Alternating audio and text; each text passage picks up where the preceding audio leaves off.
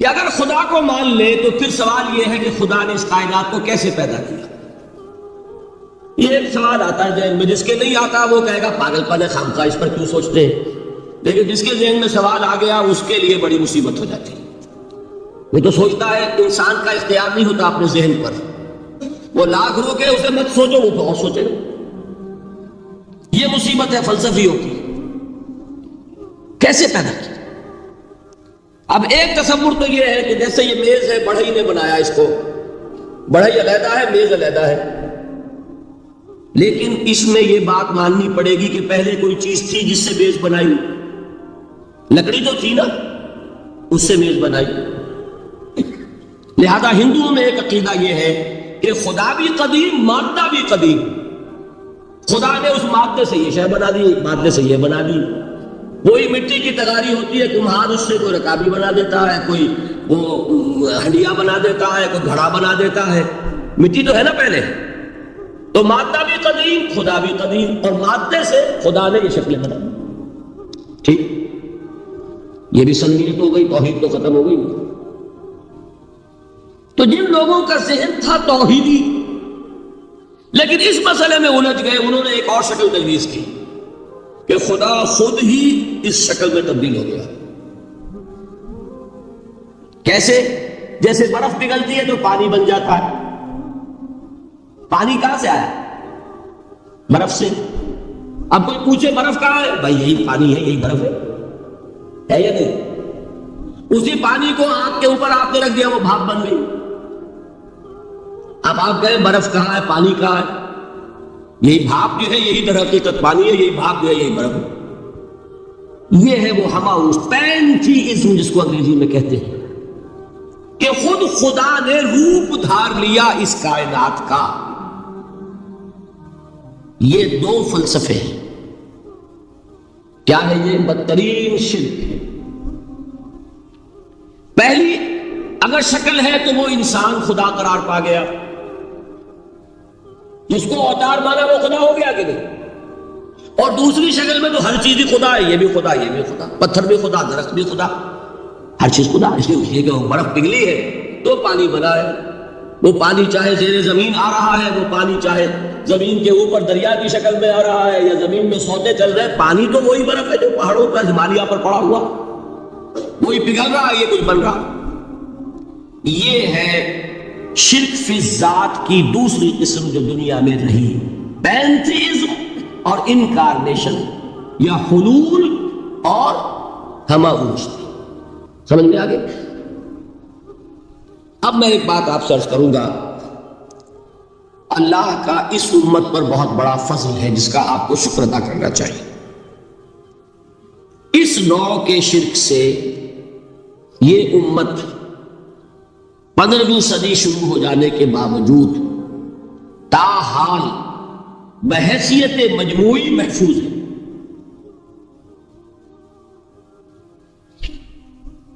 میں نے بحیثیت مجموعی کہا ہے. کوئی افراد یا عوام الناس یا جوہلاء یا شعراء یا نعت گو وہ مبالغہ آرائی میں کوئی بات کہہ دیتے ہو تو وہ علیحدہ بات ہے. لیکن مسلمانوں میں کوئی مستند فرقہ اور اس کے جو مستند عقائد ہیں ان میں الحمدللہ آج تک ایسی کوئی چیز شامل نہیں. اس کا جب آپ تقابل کریں گے، آپ کا کیا خیال ہے عیسائیوں کو حضرت مسیح سے کتنی محبت تھی؟ اس کا تقابل کیجئے جو محبت مسلمانوں کو رہی حضور کے ساتھ. عیسائیوں کی محبت اس سے عشیر نہیں بنے گی. اس محبت کے باوجود کہ ہمیں 10 گنا 100 گنا 1000 گنا زیادہ محبت ہے حضور کے ساتھ، لیکن دیکھیے کہ انہوں نے خدا کا بیٹا بنا دیا. یہاں کسی نے حضور کے بارے میں یہ بات آج تک کہی؟ یہ بہت بڑا کنٹراسٹ ہے نا. یہ در حقیقت عقیدت اور محبت کا غلو ہوتا ہے. تو عقیدت اور محبت کی کمی تو یہاں بھی نہیں، الحمدللہ ان سے زائد ہے. لیکن الحمدللہ ثم الحمدللہ ثم الحمدللہ خدا کا بیٹا تو کسی نے نہیں بنایا. اچھا میں ایک اور کنٹراسٹ آپ کو دکھاتا ہوں تاکہ آپ اللہ کا شکر کریں. حضرت علی کی کیا نسبت ہے حضور کے ساتھ؟ نبی اور امتی. حضرت علی کو خدا کہنے والے پیدا ہوئے کہ نہیں؟ بتائیے نا. کیا وجہ ہے کہ علی کو خدا کہنے والے پیدا ہوئے لیکن محمد کو خدا کہنے والا پیدا نہیں ہوا صلی اللہ علیہ وسلم ورضی اللہ تعالی عنہ؟ بہت اہم بات ہے، غور کیجیے گا. حالانکہ حضرت علی کا رتبہ کہاں، حضور کا کہاں. آج بھی آپ دیکھیے آپ کے جاہل عوام کے زبان پر نعرہ یا علی مدد کا ہوتا ہے یا محمد مدد. کسی نے کہا آج تک؟ یہ یا محمد لکھنے کے کام آتا ہے صرف. تو مسجد پہ لکھ دو تاکہ پتہ چل جائے یہ فلاں فرقے کی مسجد ہے، دوسرا خود ہی بھاگ جائے وہاں سے. یہ صرف اس کام کے لیے ہے. باقی جہاں اصل میدان میں بات آتی ہے کوئی نعرہ لگاتا ہے یا محمد مدد. محمد کا رتبہ اونچا یا علی کا؟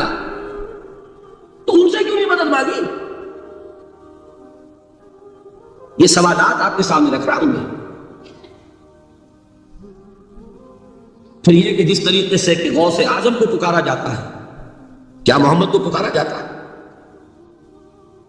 کیا نسبت ہے؟ حضرت علی تو پھر بھی صحابی ہے، خلیفہ چہارم ہے، حضور کے چچا داد بھائی ہے، داماد ہے. غوث اعظم تو بہرحال وہ نسبت تو نہیں ہے. دیکھیے میں اس کا تعلق جوڑتا ہوں ختم نبوت سے. جس طرح اللہ نے خصوصی حفاظت فرمائی ہے قرآن کی، اسی طرح خصوصی حفاظت فرمائی ہے محمد رسول اللہ. یہ اسپیشل پروٹیکشن ہے، ورنہ نہیں ہو سکتی تھی. یہ خصوصی تحفظ ہے اللہ. یہاں بگاڑ پیدا ہو جائے تو صحیح کون کرے گا؟ حضرت مسیح کی اصل حقیقت تو حضور نے آگے بتا دی. ذالک عیسی ابن مریم قول الحق الذی فیہ یمترون ما کان للہ ان یتخذ ولدا سبحانہ. یہ حضور نے آ کر حضرت مسیح کی حقیقت بیان کر دی کہ نہیں؟ سورہ مریم کی یہ آیات سنی تھی نجاشی رحمت اللہ علیہ نے جب حضرت جعفر ابن ابی طالب کی زبان سے، تو کیا کہا تھا تنکا اٹھا کر، خدا کی قسم جو ان آیات میں مسیح کا مقام بیان ہوا ہے مسیح اس سے تنکا بھر بھی زیادہ نہیں. لیکن اگر محمد رسول اللہ کو خدا کا بیٹا بنا دیا گیا ہوتا یا خدا بنا دیا گیا ہوتا تو کون آتا اس کی اصلاح میں؟ جیسے قرآن مجید کا تحفظ ہے ایسے ہی محمد رسول اللہ کا تحفظ ہے. وہ تحفظ ہوا کیسے ہے؟ جتنا قرآن مجید نے ایمفیسائز کیا حضور کی بشریت کو، قل انما انا بشر مثلکم، اے نبی ان کو بتاتے رہیے، بار بار بتائیے کہ مجھے کچھ اور نہ بنا لینا، میں بھی بشر ہوں، انسان ہوں. ہاں مجھ پر وحی ہوتی ہے، تم پر نہیں ہوتی، یہ فرق ہے. میں رسول ہوں، تم نہیں ہو. یہ بات میں ذرا اور مسئلہ میں واضح کروں گا. ابھی صرف یہ نوٹ کیجئے کہ یہ تحفظ جو ہے، جیسے قرآن کو تحفظ دیا لیکن اس کے لیے ذرائع بھی ہے نا. یہ حفظ قرآن کا سلسلہ جو ہے یہ اس کا ذریعہ بنا. یہ رمضان میں تراویح جو ہے اس کا ذریعہ بنی.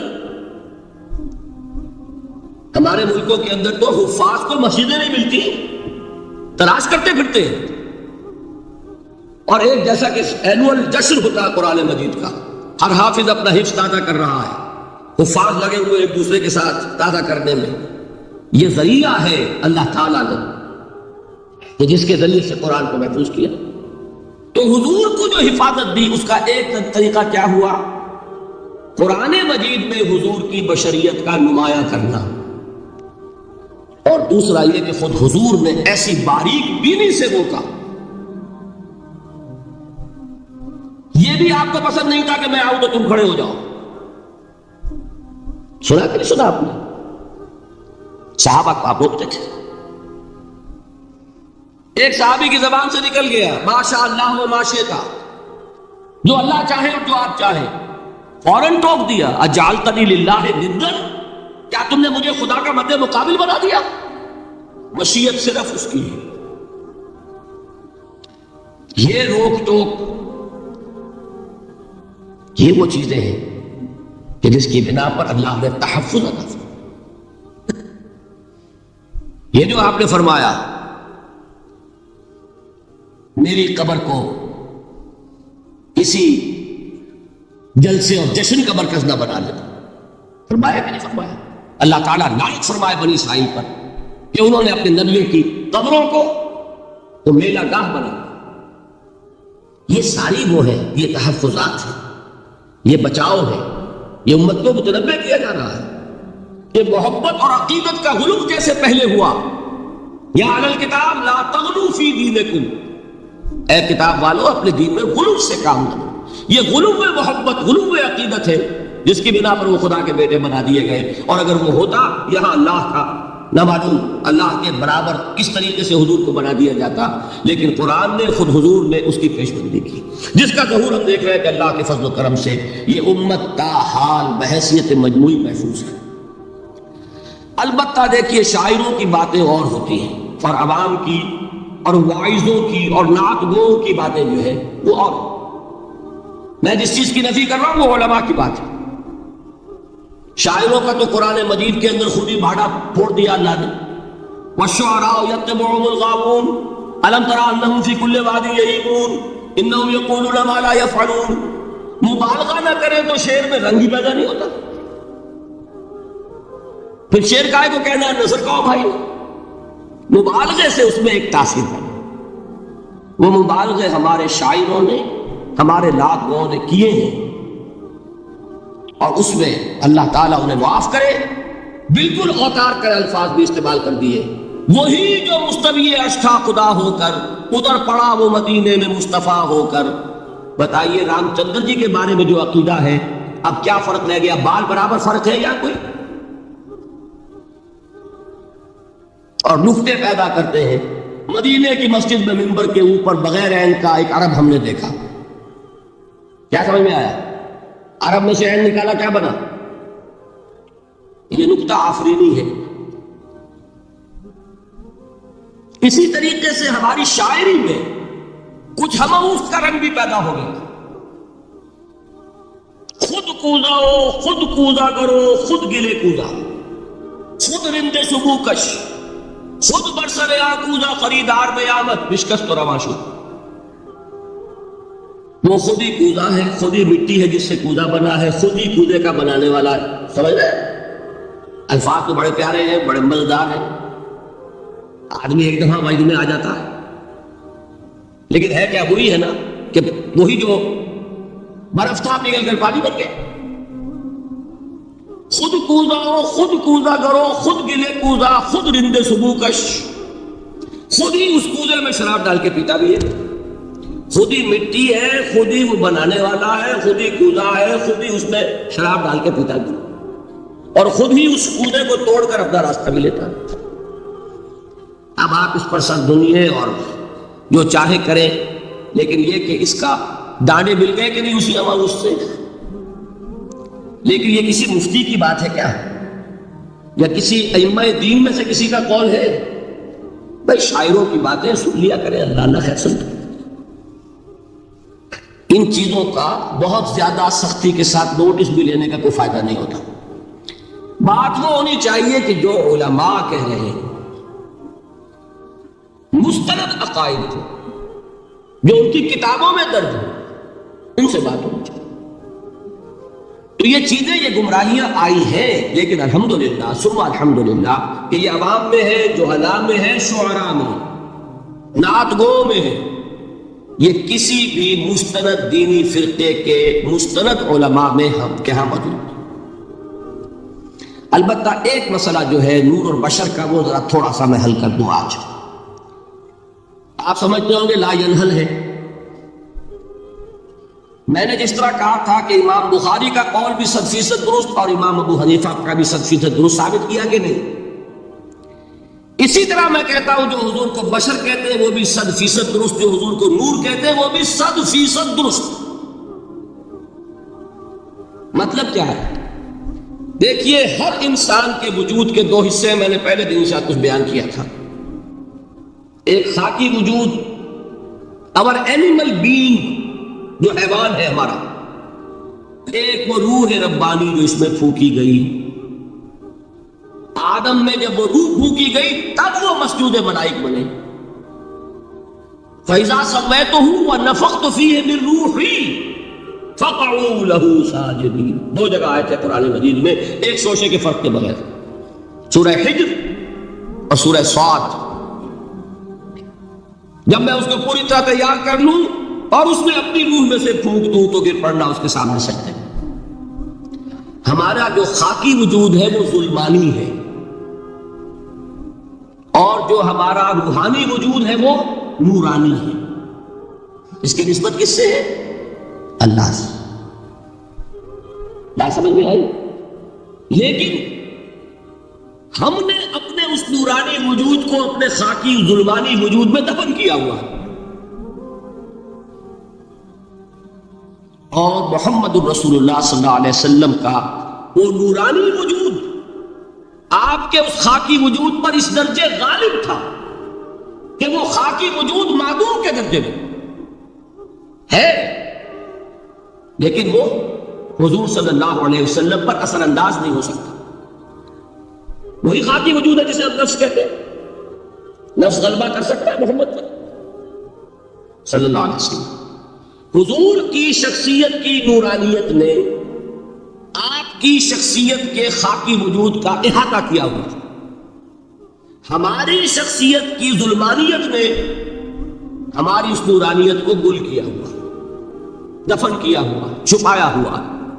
بس یہ فرق ہے. انہیں آپ کہہ لیں نور، صحیح ہے، ان کی نورانیت غالب. یہی بات ہے جو حضور نے اس طرح سمجھائی.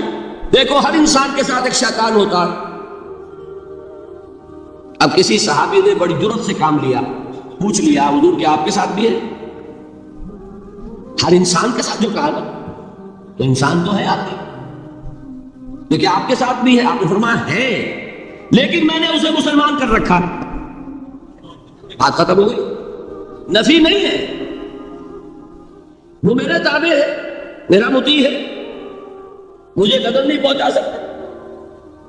ہے تو صحیح، لیکن نہ ہونے کے درجے میں آ گیا کہ نہیں. یہ ہے فرق صاحب. اور میں یہاں پہ کوٹ کرنا چاہتا ہوں ایک بہت بڑے بریلوی مکتب فقہ کے عالم دین صاحبزادہ، نام میرے ذہن سے ایک دم اتر گیا، فیض الحسن. اللہ تعالیٰ ان کی خطاؤں سے درگزر فرمائے، ان کی مغفرت فرمائے. آپ نے سنا ہوگا نام. انہوں نے ایک روز تقریر کی جو میں نے سنی، اور تقریر کہاں کی؟ ساہیوال میں. وہاں کا ایک بہت مشہور چوک ہے، مہاجرین، مسجد مہاجرین کہلاتی ہے، وہاں تقریر تھی. میں نے سنی. ان کے الفاظ یہ تھے کہ کیا آپ لوگ ہمیں جاہل سمجھتے؟ کیا ہمیں عربی نہیں آتی؟ کیا ہم نے قرآن نہیں پڑھا جس میں بار بار یہ لکھا ہوا ہے کہ حضور بشر ہیں؟ حضور بشر ہیں، لیکن اصل میں ہم حضور کی بشریت کو نمایاں کرنے کو سوء ادب سمجھتے ہیں. بات سمجھیے آپ نے، اس قدر پیاری بات ہے. انہوں نے کہا کہ آپ کے باپ کا نام کیا ہے؟ عبد الرحمان. آپ عبد الرحمان کہہ کے پکارتے ہیں انہیں؟ ابا جان. ابھی آپ نے وہ آیات سنی، حضرت ابراہیم نے اپنے مشرک باپ کو یا ابت ہے، یا ابت ہے، بڑا پیارا ترجمہ کیا.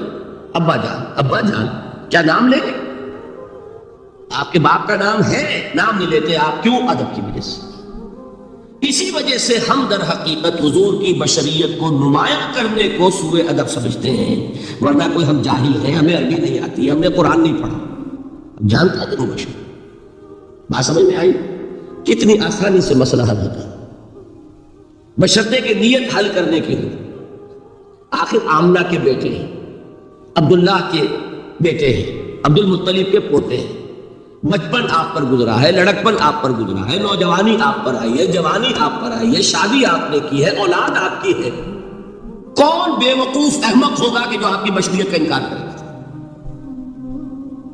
لیکن یہ کہ جس طریقے سے اس کو بیان کیا جاتا ہے وہ ایک مسئلہ بن گیا اختلافی، وہ رد و قضا اور کھینچتان.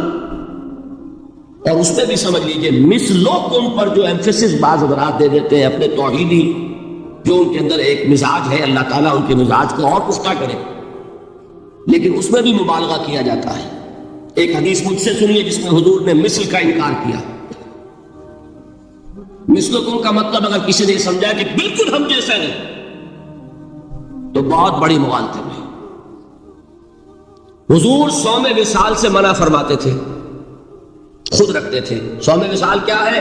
آج روزہ رکھا، شام کو افطار نہیں کیا، وہی روزہ رات بھر چل رہا ہے، اگلے دن بھی چل رہا ہے، شام تک کو جا کے پھر کھولا تو 2 دن کا صوم وصال ہو گیا. اگلے دن بھی نہیں کھولا، چلا تو 72 گھنٹے کا صوم وصال ہو گیا. یہ کیا ہے؟ صوم وصال. خود رکھتے تھے اور صحابہ کو روکا. صحابہ میں سے کسی نے ہمت کر لی، حضور آپ خود رکھتے ہمیں روکتے. فرماتے ہیں ایکم مثلی، تم میں سے کون مجھ جیسا ہے؟ ابھی تو عند ربی، میں تو اپنے رب کے پاس رات گزارتا ہوں. وہ یطعمنی ویسقین، وہ مجھے کھلاتا ہے پلاتا ہے. بتائیے کون ہے جو اس کا دعویٰ کرے گا؟ حضور کے خصائص سے. حضور خود فرماتے ہیں تم صرف سامنے سے دیکھتے ہو، میں پیچھے سے بھی دیکھتا ہوں. کہاں ہوا وہ مثلیت؟ اگر آپ نے بالکل اپنے جیسا سمجھ لیا تو بڑے مغالطے میں ہیں. نبی کا مقام ہے، نبی کا رتبہ ہے، نبی کے خصائص ہیں. آپ سو گئے تو آپ کی نیند، آپ کی وضو ٹوٹ گئی اور نبی سو گیا تو کہاں گئی مثلیت؟ پھر مثل اس معنی میں جو بشر ہے، نسل آدم سے ہے، اس میں کوئی شک نہیں. اس معنی میں مثل ٹھیک ہے، قل انما انا بشر مثلکم. لیکن ہر اعتبار سے تمہیں سب سے بڑا فرق یہی ہے کہ وہی آ رہی ہے. معراج پہ تشریف لے گئے ہیں، اس دنیا میں بیٹھے ہوئے بھی جنت کا مشاہدہ فرما لیتے ہیں، کرا دیا جاتا ہے. دوزخ کا مشاہدہ کرایا جاتا ہے. فرشتے کو دیکھ رہے ہیں. یہ چیزیں ہیں. اور پھر خصائص جیسا کہ میں نے عرض کیا کہ آپ پیچھے سے بھی دیکھتے ہیں. آپ کا معاملہ یہ ہے کہ آپ اگر سو جائیں تو آپ کا وضو نہیں ختم ہوگا. یہ ساری چیزیں جو ہے ان سب کو بیلنس کیجئے تو معلوم ہوگا کہ آپ بشر بھی ہیں 100% درست. لیکن آپ کی وہ نورانیت، آپ سراج منیر، ہدایت کا روشن چراغ، آپ کی جو روح انور ہے، وہ آپ کے اس جسدی وجود پر اس طریقے سے حاوی ہے کہ گویا کہ اس نے اس کی ظلمانیت کو ختم کر کے رکھ دیا. اس معنی میں کوئی کہے نور مجسم تو مجھے کوئی اعتراض نہیں. یہ ہے ان چیزوں کو جمع کرنے کی شکل، خام خواہ کی کھینچتان کے سوا کچھ نہیں. بہرحال یہ پہلا حصہ ختم ہوا، شرک فی الذات. اب آئیے شرک فی الصفات. میں نے عرض کیا تھا کہ یہ ایک بڑا علمی مسئلہ ہے اور اس پہ ٹھوکر لگ جاتی ہے. وجہ کیا ہے اس کو سمجھ لیں. بنیادی بات، ہماری زبان جو ہے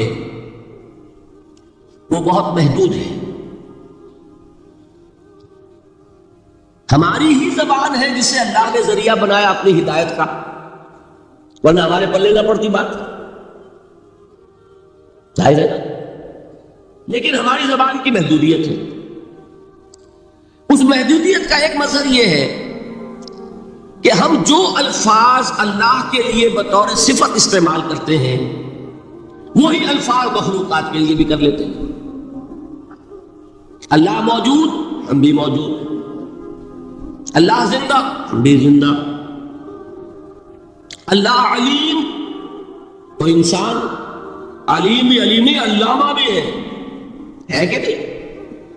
یہ تو بڑا مبالغے کا لفظ ہے. انسان علامہ ہے.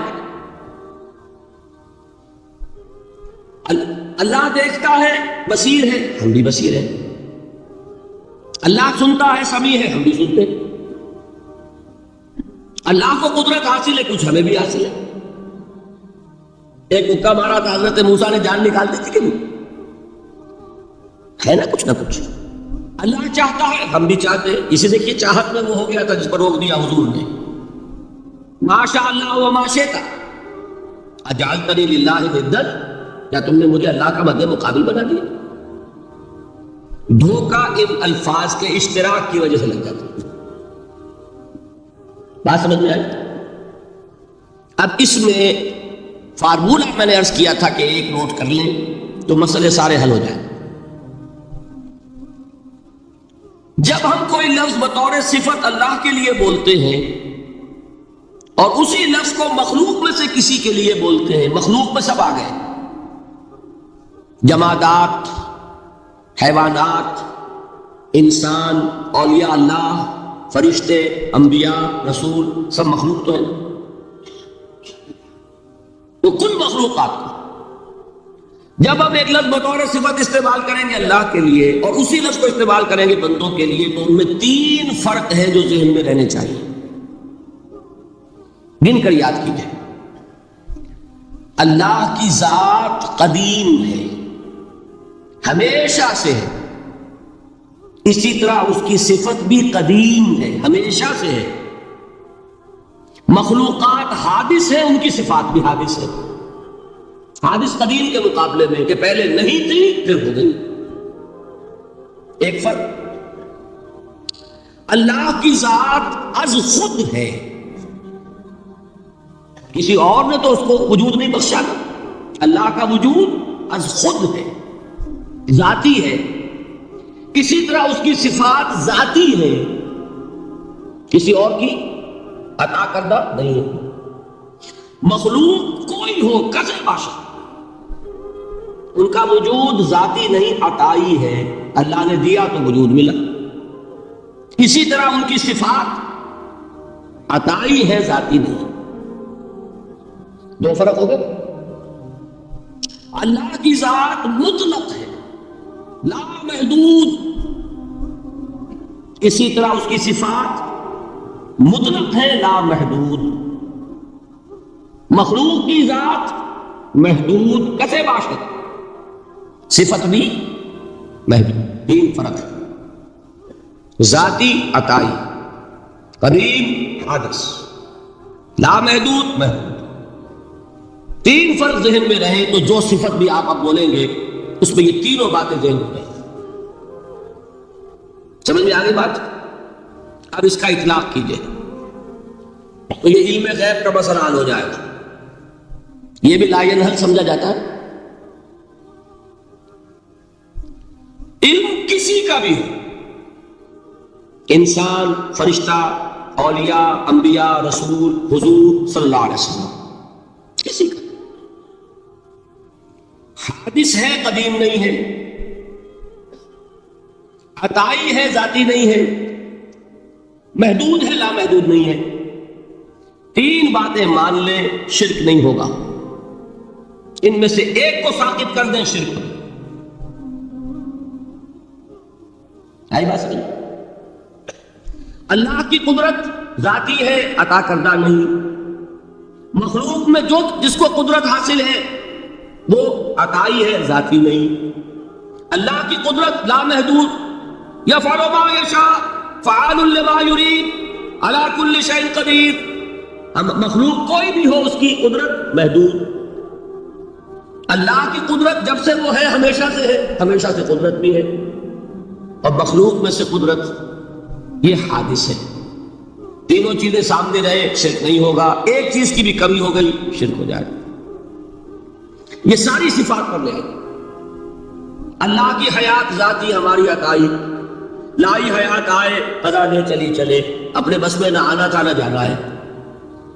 زندگی اس کی عطا کردہ ہے، جب چاہے لے لے. اللہ کی حیات بھی ایسی ہے کہ ذاتی الحی. ہماری حیات محدود، ویسے بھی محدود. موت آئے گی، شاید ختم ہو جائے. چلیے موت ختم نہیں کرتی، ہم سمجھتے ہیں کہ وہ ہماری ابدی ہے. محدود اس معنی میں تو ہے کھانے کو نہ ملے تو کمزوری، ذرا کام کیا تو تکان، نیند بھی آ رہی ہے، اونگ بھی آ رہی ہے. اور اس کی حیات الحی القیوم لا تاخذہ سنۃ ولا نوم. حیات ذاتی ہے، لا محدود ہے اور قدیم ہے. یہاں حیات عطائی ہے اور حادث ہے اور محدود ہے، ساری صفات. اس کو ذہن میں رکھ لیجئے. تو اب 2 مسئلے میں یہاں حل کر دوں. جو لوگ کہتے ہیں حضور کو علم غیب نہیں تھا، اور جو کہتے ہیں تھا، بدقسمتی سے دونوں نے ڈیفینیشن علیحدہ کر لی. جو ڈیفینیشن نفی کرنے والوں نے کی ہے اس کی وجہ سے، اس کے اعتبار سے واقعتاً نہیں تھا. انہوں نے ڈیفینیشن یہ کی ہے، تعریف یہ کی ہے، وہ علم جو خود حاصل ہو جائے، اللہ کا عطا کردہ علم جو ہے وہ کہتے ہیں وہ غیب نہیں ہے۔ تو وہ بھی مانتے ہیں کہ ہر علم جو حضور کو حاصل ہے وہ اللہ کا عطا کردہ۔ میں صاحب عالم، میں یہ سارے مرحلے میں نے طے کیے نا اپنے زمانہ طالب علمی میں۔ مولانا منظور احمد شاہ صاحب ہے ساہیوال میں ایک، میں ان کے پاس حاضر ہوا، میں نے کہا جی یہ مسئلہ کیا ہے علم غیب کا، مجھے ذرا سمجھائیں۔ انہوں نے ایک کتاب اپنی نکالی کہ دیکھیے صاحب ہم حضور کے علم کے بارے میں یہ باتیں مانتے ہیں، حضور کا علم حادث ہے، قدیم نہیں ہے، حضور کا علم محدود ہے، لامحدود نہیں ہے، حضور کا علم عطا کردہ ہے، ذاتی نہیں ہے۔ میں نے کہا یہ تین باتیں اگر آپ مان لیں تو میرا تو جھگڑا کوئی نہیں آپ سے۔ ہوتا کیا ہے جب آئیں گے وعظ میں، خطابت میں، تو عالم ما کان وما یکون، اب الفاظ وہ استعمال کر جائیں گے۔ ایک واعظ ہے، عام مقرر ہے، واہ واہ ہوتی ہی نہیں، نعرے لگتے ہی نہیں، محفل میں گرمی آتی نہیں جب تک کہ ایسے مبالغے نہ کریں۔ لیکن وہ چیز لکھی ہوئی ان کے یہاں ہے کہ حضور کا علم حادث ہے، قدیم نہیں ہے، حضور کا علم محدود ہے، لامحدود نہیں ہے، حضور کا علم عطائی ہے، ذاتی نہیں ہے۔ ان تینوں چیزوں کے بعد کوئی بڑے سے بڑا وہابی اور بڑے سے بڑا اہل حدیث بھی انکار نہیں کرتا۔ باقی یہ بات جان لیجئے کہ غیب اور حضور یا شہادہ یہ در حقیقت عام انسانوں کے اعتبار سے الفاظ استعمال ہوئے۔ جب قرآن میں کہا جاتا عالم الغیب والشہادہ، اللہ غیب اور جو ظاہر ہے یا موجود ہے سب کا جاننے والا ہے، تو مجھے بتائیے اللہ کے لیے کوئی غیب ہے؟ اللہ کے لیے کوئی شے غیب ہے؟ تو کیوں کہا جا رہا عالم الغیب والشہادہ؟ وہ ہمارے اعتبار سے کہا جا رہا ہے، جو تمہارے لیے غیب ہے اللہ اس کو بھی جانتا ہے، اور جو تمہارے سامنے اللہ اسے بھی جانتا ہے۔ اللہ کے لیے تو کل شہادہ ہے، کسی شے کا لا یعزب عنہ مثقال ذرۃ فی السماوات والارض، آسمانوں اور زمین کا ایک ذرہ بھی اس سے غائب نہیں ہوتا۔ غیب کا وجود کیا اللہ کا؟ تو یہ الفاظ مستعمل ہے ریلیٹو ہمارے اعتبار سے، اور ہمارے اعتبار سے جو شے غیب ہے اس میں سے ایک حصہ اللہ دیتا ہے نبی کو، تبھی تو نبی بنا۔ فرشتے کو دیکھا، فرشتہ ہمارے لیے غیب ہے۔ جنت دکھائی کہ نہیں دکھائی، ہمارے لیے غیب ہے کہ نہیں ہے۔ دوزخ کا مشاہدہ کرایا کہ نہیں کرایا، ہمارے لیے وہ غیب ہے کہ نہیں ہے۔ جو چیزیں ہمارے لیے غیب ہیں انہی کے پردے اللہ کچھ اٹھاتا ہے، کل غیب نہیں۔ کل غیب کا علم ہو جائے گا تو وہ شرک ہو جائے گا۔ کل کا لفظ جہاں آیا شرک ہوا۔ جب آپ کہہ رہے ہیں محدود ہے، لامحدود نہیں ہے، تو کل کا لفظ استعمال نہیں کر سکتے۔ لیکن غیب میں سے کچھ علم دیا گیا تبھی تو نبی بنا، ورنہ میرے اور نبی میں فرق کیا ہوا پھر؟ البتہ یہ کہ وہ غیب کا علم ہو یا حاضر کا علم ہو، سائنٹیفک نالج ہو یا وحی کا علم ہو، کوئی بھی علم ہو، آیت الکرسی کے الفاظ نوٹ کیجئے، یعلم ما فی السماوات و ما فی الارض، وہ جانتا ہے وَلَا يُحِيطُونَ بِشَيْءٍ مِّنْ عِلْمِهِ إِلَّا بِمَا شَاءَ، مخلوق میں سے کوئی بھی اس کے علم میں سے احاطہ نہیں کر سکتا مگر جتنا وہ چاہے۔ اب یہ بات علیحدہ ہے کہ ہم کون ہے طے کرنے والے کہ ناپے بیٹھ کر کے اللہ نے ابراہیم کو کتنا علم دیا، ہم ناپ سکتے ہیں؟ عیسیٰ کو کتنا دیا ہم جان سکتے ہیں؟ تو ابراہیم کا، موسیٰ کا، عیسیٰ کا نہیں ناپ سکتے تو محمد رسول اللہ کا کہاں ناپیں گے؟ یہ پاگل پن ہے، یہ ہے جو غلطی ہوتی ہے۔ ہم کون ہے طے کرنے والے؟ اللہ نے اپنے نبی کو دیا جو دیا، بات ختم۔ کل نہیں کہیں گے، کل کہا شرک ہو جائے، ذاتی کہا شرک ہو جائے۔ عطائی ہے، جو دیا اللہ نے دیا، اور کل نہیں دیا، جتنا چاہا دیا، ہے حادث، قدیم نہیں۔ تینوں چیزوں مان لیجئے تو شرک کا کوئی شائبہ نہیں۔ باقی جہاں ایک طرف قرآن میں وہ آیات ہیں کہ اللہ کے غیب کو کوئی نہیں جانتا، ٹھیک، وہاں یہ بھی ہے کہ لا یظہر غیبہ، لا یظہر علی غیبہ الا من ارتضی بالرسول، وہ اپنے غیب پر قابو نہیں دیتا مگر اپنے رسول میں سے جس کو چاہے. یہ دونوں آیتیں قرآن کی ہے کہ نہیں؟ اسی لیے در حقیقت جو غیب کی نفی کرتے ہیں حضور سے، وہ کہتے ہیں کہ از خود معلوم ہونے والی شے غیب ہے. ہم کہتے ہیں از خود تو کوئی بھی شے کسی کو معلوم نہیں، ہمیں حاضر کا علم بھی اللہ ہی دیتا ہے تو ہوتا ہے، غیب کا تو بہت دور کی بات ہے. یہ مسئلے بڑے سیدھے ہیں، خام خواہ ہم نے پیچیدہ بنایا ہوا ہے. خدا کے لیے ان مسئلوں کو سلجھائیے اور جوڑیے، کاٹنے کی بجائے جوڑنے کی فکر کیجیے کہ بھائی یہ اپنی اپنی جگہ پر علیحدہ علیحدہ تم نے تعریفیں کر رکھی ہیں، اس لیے جگڑ رہے ہو، ورنہ دونوں باتیں صحیح ہیں. ایک مسئلہ ذرا اور زیادہ علمی ہے، میں ذرا پریشان ہو رہا ہوں کہ وقت زیادہ ہو رہا ہے. وہ مسئلہ ہے وحدت الوجود کا. ہمارے بہت سے صوفیہ وحدت الوجود کے قائل ہیں، اور ہمارے کچھ لوگ جو معترض ہیں وہ وحدت الوجود اور ہمہ اوست کو کنفیوز کر دیتے ہیں، ایک سمجھ لیتے ہیں. ہمہ اوست میں بیان کر چکا ہوں کہ بدترین شرک ہے. وحدت الوجود اور شے ہے، باریک بات ہے، سمجھ میں نہیں آتی عام لوگوں کے. سادہ ترین الفاظ میں آپ کو سمجھاتا ہوں. ایک نظریہ یہ ہے کہ اللہ ہی نے یہ روپ دھار لیا، یہ ساری چیزیں بالفعل موجود ہیں، یہ بھی ہے، یہ بھی ہے، یہ بھی ہے، اور یہ سب اللہ ہی ہے. یہ بدترین شرک ہے، شرک فی ذات. ایک لوگوں کی رائے یہ ہے کہ یہ کچھ ہے ہی نہیں، یہ شراب ہے. شراب میں کیا ہوتا ہے؟ آپ کو پانی نظر آتا ہے؟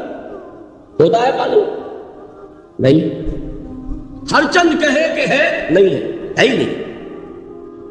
بس اللہ ہی ہے، یہ ہے ہی نہیں. دیکھیے ایک شعر ہے، کل ما فی الکون وہم او خیال اور رکوس فی البرایا او ظلال. اس کائنات میں جو کچھ ہے یا تو وہم ہے یا خیال ہے، یا جیسے شیشے میں عکس ہوتا ہے، آپ ادھر کھڑے آئینے کے نظر آ رہے ہیں، ادھر بھی ہے، ادھر کوئی نہیں. یا جیسے سایہ ہوتا ہے، سایہ درخت کا سایہ زمین پر پڑ رہا ہے، اس کا کوئی وجود ہے. تو ایک رائے یہ، آپ اس سے اختلاف کریں، اسے پاگل پن کہہ دیں، کیا بیوقوفی کی بات کر رہے ہیں؟ جو چاہے آپ کہہ دیں، شرک نہ کہیے. وہ کہتے ہیں موجود صرف ایک ذات اللہ کی ہے، حقیقتاً موجود. یہ جو کچھ نظر آ رہا ہے یہ موجود ہی نہیں ہے. اس کو شرک نہیں کہیں. اس سے اختلاف کریں تو ضروری نہیں ہے کہ آپ مانیں ان کی بات. میں یہ نہیں کہہ رہا کہ آپ ضرور مانیں. شیخ احمد سرہندی رحمۃ اللہ علیہ نے اسے سمجھایا ہے اس کائنات کی حقیقت کیا ہے، ایک مثال سے.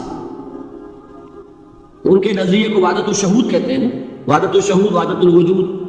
شاہ ولی اللہ دہلوی نے فیصلہ کیا ہے کہ دونوں میں باریک سا فرق ہے، کوئی فرق نہیں ہے، تعبیر کا فرق. وہ مثال دیتے ہیں کہ دیکھیے ایک مشعل لیجئے. مشعل کیا ہوتی ہے؟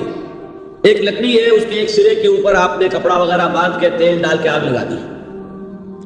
شعلہ جوالا ہے، ایک شعلہ، ٹھیک. وہ فرماتے ہیں کہ اس کو تیزی کے ساتھ ایک دائرے میں حرکت دیجئے، آپ کو آگ کا دائرہ نظر آئے گا، دیکھنے والے کو نظر آئے گا کہ نہیں؟ کیا دائرہ فی الواقع موجود ہے؟ بات ثابت ہو گئی کہ نہیں ہے، نظر آ رہا. یہ فرماتے ہیں حضرت مجدد، ای الصنعت باری تعالی است کہ معدوم را موجود میں نمائند. یہ اللہ تعالیٰ کی صناعی ہے، خلاقی ہے. یہ جو شے ہے نہیں اس کو دکھا دیتے گئے، جیسے آپ نے آپ سے دائرہ دکھا دیا ہے نہیں، اس کائنات کا کوئی وجود نہیں. میں پھر عرض کروں گا آپ اس سے اختلاف کریں، اسے نہ مانیں، چھوڑ دیں اس کو. یہ مسئلے ہیں فلسفے کے، لیکن سوال یہ ہے کہ اس کو شرک نہیں کہیں گے آپ. شرک وہ ہے جب کہیں یہ بھی شے ہے اور خدا ہے، یہ بھی ہے اور خدا ہے، پتھر بھی ہے اور خدا ہے. جب یہ کہا جائے گا یہ ہے ہی نہیں، صرف خدا ہے، تو در حقیقت اس کو شرک نہیں کہیں گے. یہ وحدت الوجود ہے، یونٹی آف بینگ. اب اس کو میں ایک اور اعتبار سے سمجھا دوں گا تو مجھے امید ہے اللہ تعالیٰ اس کو آپ پر کھول دے گا. دیکھیے ایک ہمارا علم، ایک اللہ کا علم، ٹھیک. جب تقابل کریں گے تو کیا کہیں گے؟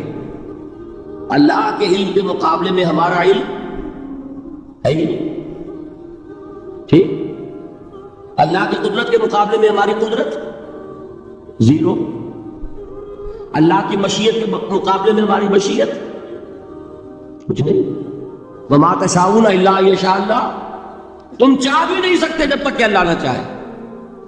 تو کیا ہوئی؟ خاک ہوئی.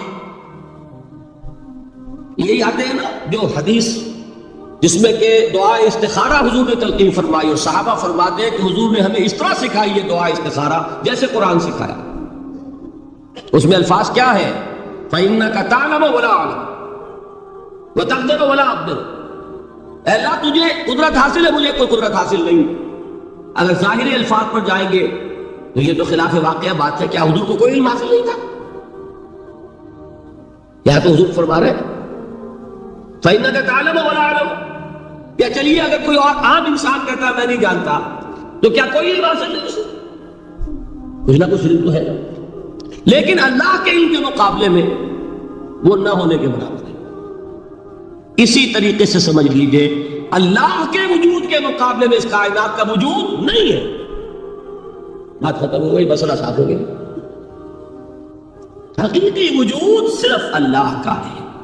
یہ اعتباری ہے، یہ ٹرانزینٹ، آل از چینج، پینٹا ہائی، بدل رہی ہے ہر شے، کسی چیز کو ثبات نہیں.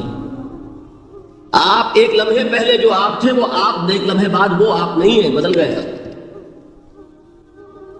ایک تسلسل ہے آپ کا کہ آپ سمجھتے ہیں کہ آپ وہی ہیں کہ جو آج سے 10 سال پہلے تھے. کیا آپ وہی ہیں؟ بدل چکے. خون پورا بدل چکا، نہ معلوم کتنی دفعہ بدل چکا، کھال بدل چکی.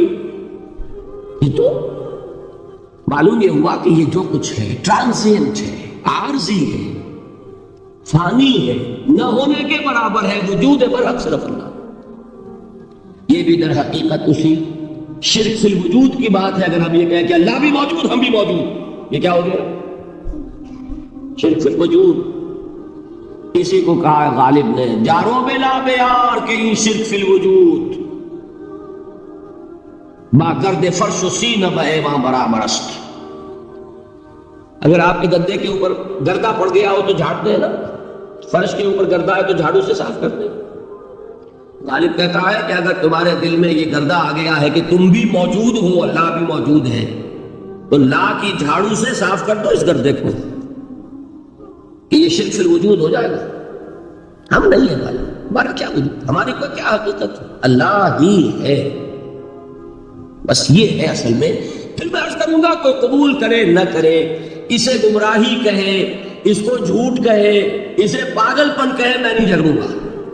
لیکن شرک نہیں کہہ سکتے آپ اس کو. شرک وہ ہماؤس ہے، اس میں اور اس میں زمین و آسمان کا فرق. اب آئیے آخری شرک فی العبادت یا شرک فی الحقوق. اللہ کے حقوق کے لیے ایک لفظ استعمال کریں گے تو وہ کیا ہے؟ عبادت. وما خلقت الجن والانس الا لیعبدون. میں نے جنوں اور انسانوں کو پیدا ہی اس لیے کیا کہ میری عبادت کریں. اب عبادت میں شرک اگر ہوگا تو یہ شرک کی تیسری قسم ہو جائے گی. عبادت میں شرک سے مراد کیا ہے اس کو سمجھیے. یہ میں پہلے بیان کر چکا ہوں عبادت کسے کہتے ہیں. عبادت کے 2 جز سمجھ لیجئے. جیسے ایک میرا یہ جسم ہے، ایک اس میں روح ہے. روح نظر نہیں آتی، نظر جسم آتا ہے، لیکن اس جسم کا سارا وجود اس روح سے. چلیے روح کو چھوڑیں، جان کیا کس بلا کا نام ہے، کسی کو نظر آئی ہے؟ لیکن یہ جان ہی ہے جو اس جسم کو قائم رکھے ہوئے. اسی طرح عبادت کا ایک جسم ہے، ایک جان ہے. جسم کیا ہے؟ اطاعت، اللہ کی بندگی، ہما تن بندگی، ہما وجوہ بندگی، ہما وقت بندگی، یہ تو بیان کر چکا. اور روح کیا ہے؟ محبت،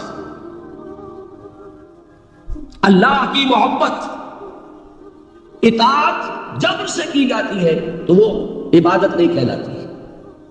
انگریز کی اطاعت ہم کرتے تھے نا، لیکن کیا عبادت کرتے تھے؟ بات سمجھ میں آئی؟ اطاعت تو کر رہے تھے، عبادت نہیں. عبادت اس اطاعت کو کہتے ہیں جو کسی ہستی کی محبت سے سرشار ہو کر ہما وقت، ہما تن، ہما وجود کی جائے. تو جسد ظاہری کیا ہے عبادت کا؟ اطاعت. اور روح کیا ہے؟ محبت. اب ان دونوں کے اعتبار سے شرک کیا ہے، توحید کیا ہے، اس کو سمجھ لیجئے. اور یہ ہے وہ چیزیں جو میں نے عرض کیا تھا کہ بالکل الجبرا کے فارمولوں کی طرح کی بات ہے.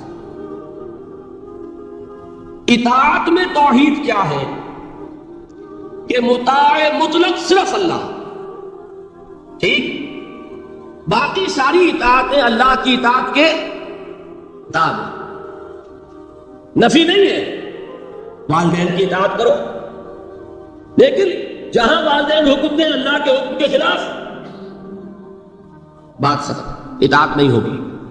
بیوی شوہر کی اطاعت کرے، آپ اولو الامر کی اطاعت کرے، شاگرد استاد کی اطاعت کرے، مرید پیر کی اطاعت کرے، لیکن کیا پیر کو یہ بھی حق ہے کہ اللہ کے کسی حکم کو منسوخ کر دے،